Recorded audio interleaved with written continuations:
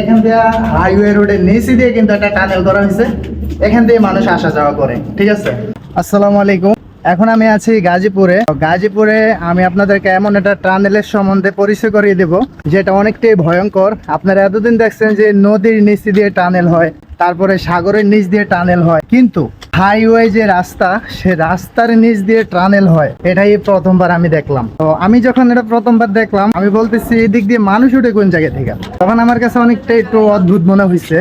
চলেন আমি আপনাদেরকে সরাসরি জিনিসটা যদি দেখাই তাহলে আপনারা পুরাই ক্লিয়ার হয়ে যাবেন। এই যে আর একটু দূর, এটা একদম হাইওয়ে রাস্তা, তার নিচ দিয়ে কিন্তু টানেলটা দেওয়া হয়েছে। এই যে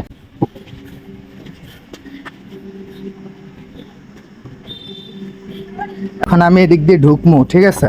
এখান থেকে কিন্তু প্রতিনিয়ত মানুষ আসা যাওয়া করে। এই জিনিসটা দেখার পরে আমার কাছে অনেকটা অদ্ভুত লাগছে, এদিক দিয়ে মানুষ উঠে কোন জায়গা থেকে।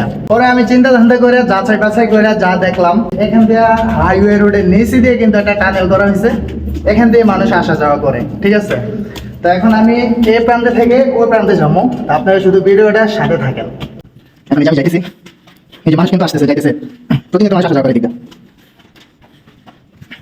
আমি এই প্রান্তে চলে এলাম, দেখছেন?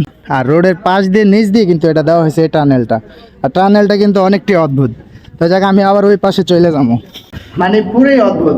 মানে এটা আমি দেখার পরে পুরো হতভম্ব হয়ে গেছি। কি রে, এই পাশ দিয়ে মানুষ ওঠে, ওই পাশ দিয়ে মানুষ ওঠে, এখান থেকে কোনো যাওয়ার মতো কোনো রাস্তা ক্যাপাসিটিই নাই, তাহলে রাস্তার নিচ দিয়ে কিভাবে মানুষ আসা যাওয়া করে?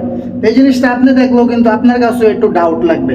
তো যাক আমার ডাউট লাগছে, আমি পুরো ডাউট ক্লিয়ার হয়ে গেছি, আপনাদেরকেও ক্লিয়ার করে দিচ্ছি। ঠিক আছে, আর এটা টানেলের নিচে যখন পানি জমা হয়, পানি জমা হলে এখানে মোটরের ব্যবস্থা আছে, এই মোটর দিয়ে পানি সেচে তারপরে এই জায়গাটা খালি করে, এখানে মোটর লাগানো আছে, দেখতে পাচ্ছেন?